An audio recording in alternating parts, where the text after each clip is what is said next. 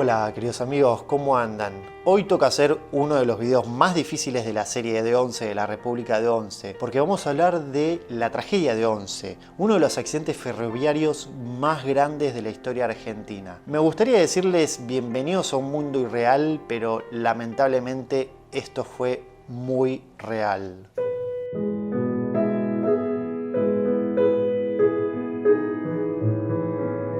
Antes de empezar a contar la historia, quiero hacer un disclaimer. Primero, no voy a compartir ningún video y ninguna imagen del accidente, porque bueno, hay muchas de esas cosas ya dando vueltas por internet y no me parece innecesario. Primero, porque no hace falta verlo, y segundo, porque para mí, la verdad que haber vuelto a leer sobre todo esto y ver imágenes y todo, como que me removió todo emocionalmente. Es bastante difícil hacerlo. Bueno, no quiero incluso repetir eso tampoco en la edición. Segundo, yo, bueno, obviamente leí sobre el caso, vi artículos periodísticos, vi algunos documentales, no documentales, sino ¿cómo se dice esto?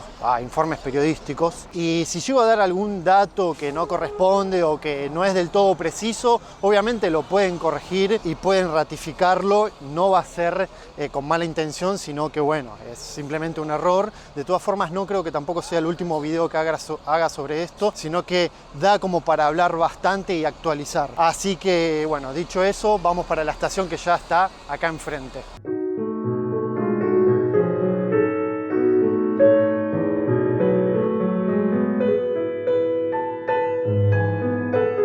El accidente ocurrió el lunes 22 de febrero del 2012. A las 8:33 de la mañana, el tren Chapa 16 choca contra las vallas de seguridad del andén número 2 y fallecen 51 personas y quedan heridas 789 personas. Aunque en realidad en la causa judicial dice que fallecieron 52 personas porque una persona está embarazada, entonces se cuenta como 51 personas más una persona por nacer. Una de las múltiples razones que ocasionó el accidente fue la gran velocidad a la cual estaba ingresando el tren. Está ingresando a unos 20 km por hora, que quintuplicaba la velocidad permitida con la cual tenía que ingresar el tren a la estación.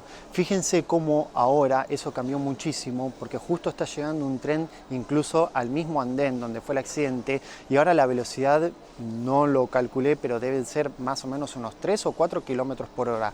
O sea, el tren ingresa muy lento a la estación. Hoy también es lunes, pero es feriado. Aún así, fíjense la cantidad de gente que hay en la estación, incluso a esta hora, 12:30, que no es horario pico. ¿Esto por qué lo digo? Porque también tiene que ver con algo que dijeron algunos funcionarios en ese momento y no cayó tan bien. Se los voy a decir más adelante.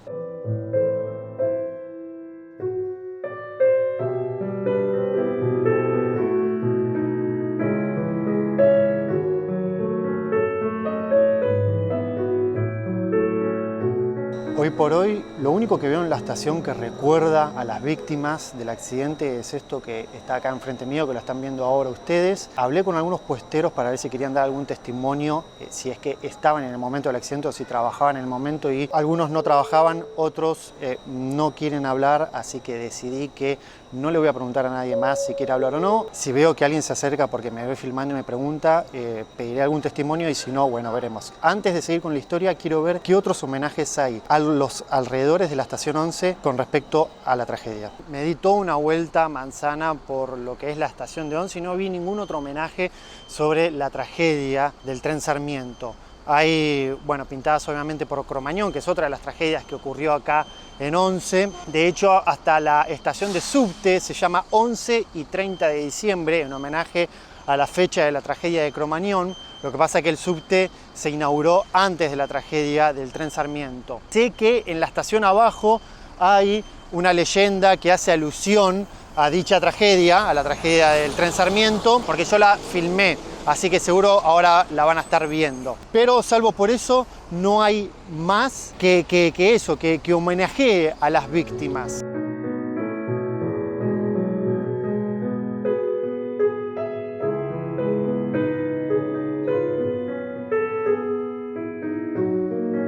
Al momento del accidente, la empresa que tenía la concesión era Trenes Buenos Aires, que a partir de ahora le voy a decir TVA. La empresa se creó en 1995 y era de los hermanos Sirigliano, que venían de una familia también de la rama de los transportes. El padre tenía colectivos. Esta empresa ya para el año 1996 tenía registrados unos 200 accidentes y luego de 10 años de haber tenido la concesión tenía registrados 879 accidentes en la línea Mitre, que también era otra línea que tenía la concesión. Es la línea que sale de Retiro y tiene un par de ramales, va uno a Tigre, otro a José León Suárez, y 1.198 accidentes en la línea Sarmiento. Para el año 2001, por decreto, el presidente de esa época, de la Rúa, le extiende la concesión por 10 años más, a pesar de haber incumplido con varias de las refacciones que tenía que hacer, varias cosas de mantenimiento que tenía que hacer. Y ese incumplimiento pasó a ser metas a cumplir. O sea, básicamente ya tenían las suficientes razones como para quitarle la concesión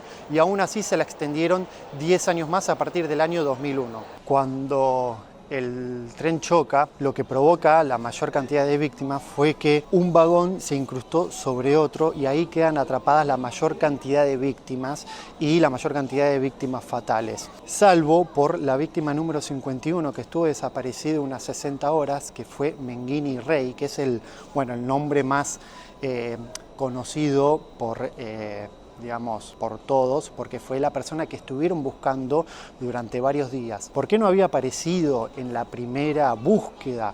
Porque había quedado atrapado en una parte donde conducían los maquinistas. Antiguamente los trenes no eran como los que están ahora, que son vagones unidos por ese fuelle, y que son todos vagones de pasajeros. Antiguamente los vagones se iban mezclando y por ahí en un vagón del medio te podía tocar un vagón que era del conductor del tren, que se usaba como vagón común. Bueno, por la gran cantidad de gente que había, eso se solía usar como un lugar para estar un poco más cómodo. Recordemos que en esa época se viajaba muchísimo peor que ahora. Las condiciones de viajes eran terribles, hoy lo siguen siendo, pero en ese momento muchísimo más. Entonces, por la gran cantidad de pasajeros que había, Lucas se ubica ahí para estar un poco más cómodo y en el momento del impacto es cuando queda atrapado, y es por eso, en parte también por negligencia o por tal vez haber estado completamente sobrepasados de trabajo por parte del equipo de rescate, es que no lo encuentran en el momento y tardan 60 horas. También hubo mucha controversia con eso porque había comentarios de quienes se querían justificar al decir que ese lugar no estaba habilitado para el pasaje, cuando en realidad el verdadero problema era que la gente trataba de buscar soluciones a lo mal que se viajaba. Incluso ya el hecho de que una persona tenga que ubicarse ahí para no viajar como ganado, ya eso te convierte en una víctima. Otra de las causas posibles del accidente era saber si el tren frenaba bien o no.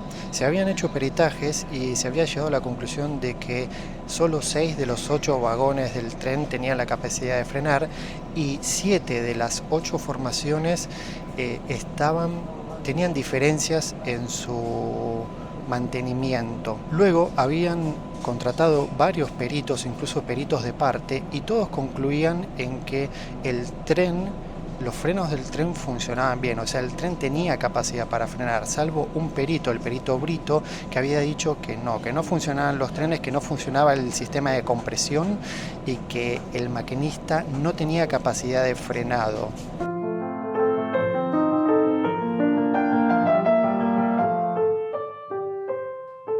Con respecto a los sistemas de frenos hay un poco más de tela para cortar, porque tiempo después del accidente el maquinista había declarado que había desactivado el sistema de hombre muerto.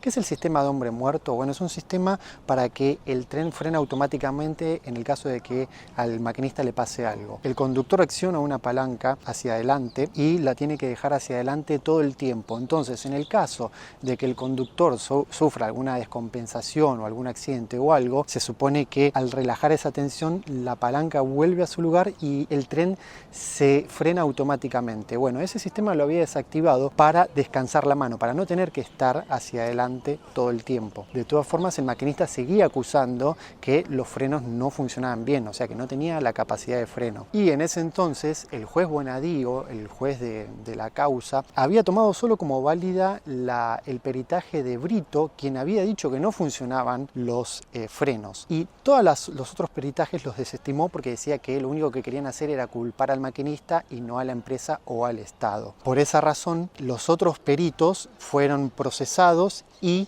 el maquinista fue absuelto, pero tiempo después fue todo al revés. Los peritos fueron absueltos y el maquinista fue procesado. Me vine a la estación Caballito. ¿Por qué me vine acá? Bueno, porque las estaciones previas a la estación 11 también juegan un papel en esta historia. Los pasajeros y testigos y sobrevivientes habían declarado que en las estaciones previas, en Flores, en Caballito, el tren se había pasado del andén y tuvo que volver atrás. Entonces se sospechaba ya que algo estaba pasando con los frenos, con el conductor, no se sabe. Pero muchos como que no le daban mayor importancia a eso en ese momento, porque muchos testigos decían que eso también era una práctica habitual en esa época. Los trenes simplemente se pasaban del andén y tenían que volver hacia atrás.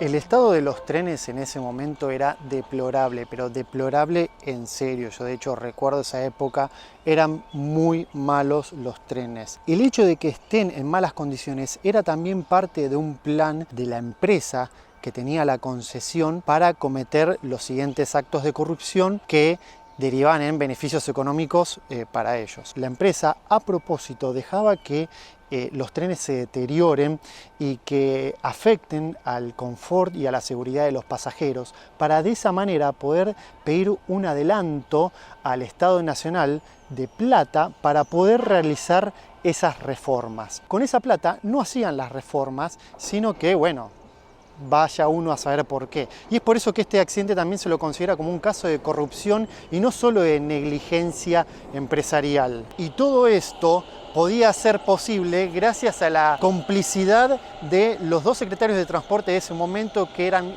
Jaime y Schiavi. Estos casos de corrupción en donde empresas privadas que son concesionarias de algún servicio utilizan los fondos públicos como para llevarse la plata a sus bolsillos, es algo muy común acá en Argentina. Por ejemplo, en el video que hice sobre el Parque de la Ciudad también se explica cómo el Estado le daba plata al Parque de la Ciudad para hacer obras de mantenimiento y ellos, en vez de hacer las obras de mantenimiento, enviaban esa plata a plazo fijo a Estados Unidos para cobrar intereses con plata que no era de ellos y que tampoco estaba destinada a eso. Y en este caso, la falta de mantenimiento y la malversación de los fondos públicos por parte de la empresa, con complicidad de los funcionarios de esa época, provocaron que ocurra este accidente. Y es por eso que se dice que la corrupción mata.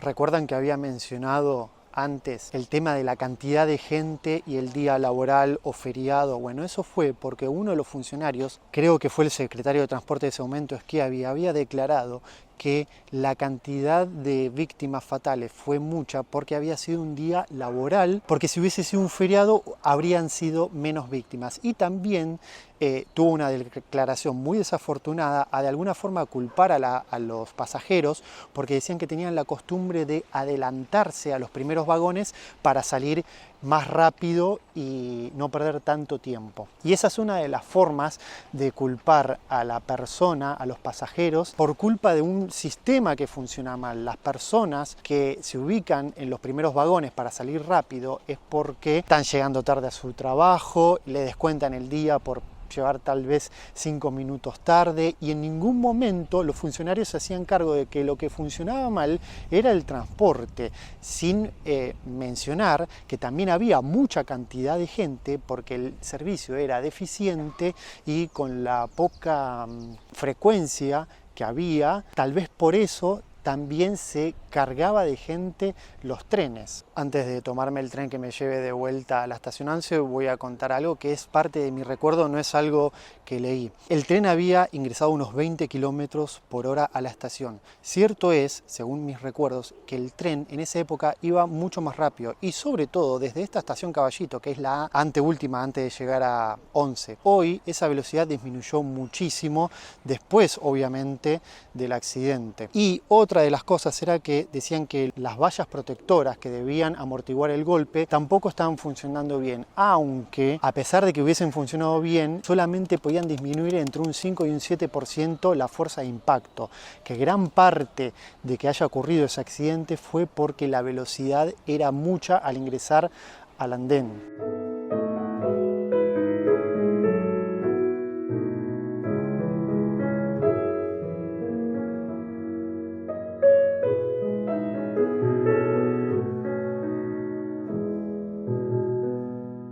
Desde que ocurrió el accidente, muchos querían echarse la culpa.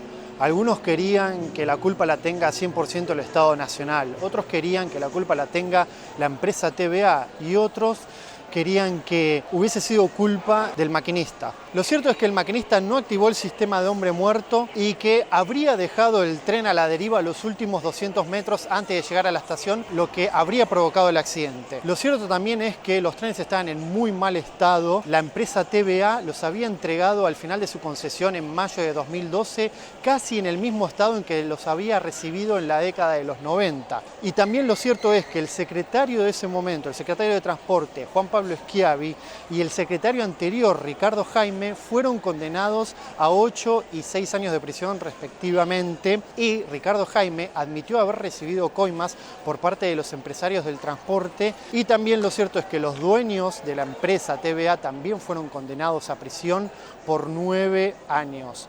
Todas esas condenas, al igual que a 21 acusados que fueron condenados a prisión, todas esas condenas fueron revisadas y disminuidas, lo cual deja un sabor semi-amargo, porque fue un accidente en donde se hizo justicia, pero por lo que estuve leyendo, los familiares de las víctimas y los sobrevivientes no quedaron para nada conforme con las penas que se le dieron. Y más allá de lo que haya pasado justamente en el pasado, lo ideal sería obviamente que esto no vuelva a ocurrir jamás en la vida. Hoy la empresa está a cargo del Estado Nacional bajo el nombre Trenes Argentinos y de alguna vez por todas tienen que entender, tanto los políticos, los empresarios como a quien corresponda, que estos actos de corrupción y estas negligencias que se cometen a diario cuestan vida, la vida de los laburantes, la vida de las verdaderas víctimas, que son los que tienen que venir a trabajar todos los días y que encima de viajar mal y de tener una mala calidad de vida, encima de eso se ven afectados porque su vida corre riesgo.